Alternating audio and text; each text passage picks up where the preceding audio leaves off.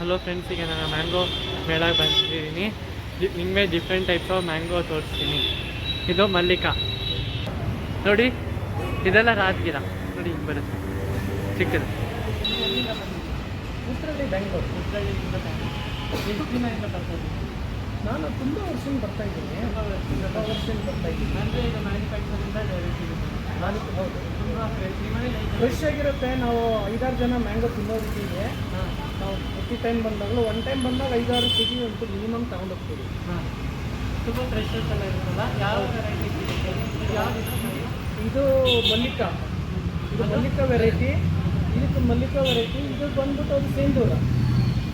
ಇದು ಸೇಂದೂರ. ಅದು ತೋತಾಪುರಿ.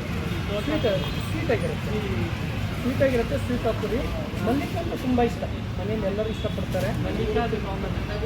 ಅದು ಯಾವುದು? ಯಾವುದು?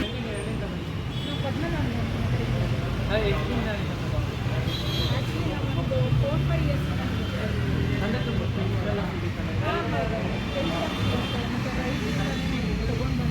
ಇದು ತುಂಬ ಚೆನ್ನಾಗಿರುತ್ತಲ್ಲ.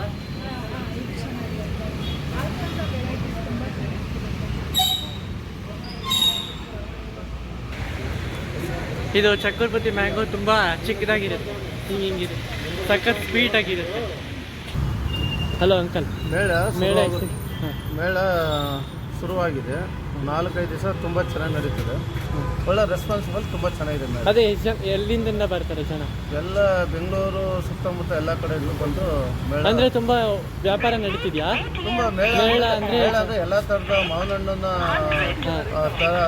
ಎಲ್ಲ ಥರದ ಮಾವಿನ ಹಣ್ಣುಗಳಿದೆ. ಅದರಿಂದ ಎಲ್ಲ ಕಡೆಯಿಂದ ಜನ ಬಂದು ಮಾವಿನ ಹಣ್ಣನ್ನು ನಡೆಸಿ ತುಂಬ ಹಣ್ಣುಗಳನ್ನು ಚೆನ್ನಾಗಿ ತಿಂದು. ಅದೇ ಮಾವಿನಕಾಯಲ್ಲಿ ಎಷ್ಟೆಷ್ಟು ವಿಧ ಇರುತ್ತೆ?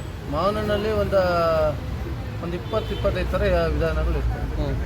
ಒಂದು 5 ಅಂದರೆ ಬಾದಾಮಿ, ರಸಬುರಿ, ಸೇಂದೂರ, ಮಲಗೋವ, ಮಲ್ಲಿಕಾ ಎಲ್ಲ ಈ ಥರ ಎಲ್ಲ ಮಾವಿನ ಹಣ್ಣುಗಳು ಇನ್ನೂ ಬೇಕಾದಷ್ಟು ವಿಧಾನಗಳು ಇರ್ತವೆ.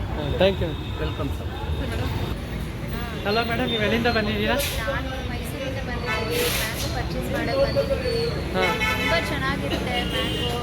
ಅದೇ ಮೇಳ ನಡೀತಾ ಇದೆ, ಅದಕ್ಕೋಸ್ಕರ ಬಂದಿದ್ದೀವಿ. ಅದೇ ಏನು ಯಾವ್ಯಾವ ಥರ ಇರುತ್ತೆ ಮ್ಯಾಮ್? ಮಲ್ಲಿಕಾ ಇದು ತೋತಾಪುರಿ ಅಂತ. ತೋತಾಪುರಿ ಮ್ಯಾಂಗೋ ಹಾಂ, ಚೆನ್ನಾಗಿರುತ್ತಾ? ತುಂಬ ಮನೇಲಿ ಎಷ್ಟು ಜನ ಇದ್ದಾರೆ? ಎಷ್ಟು ಜನ ಪರ್ಚೇಸ್ ಮಾಡ್ತಾರೆ?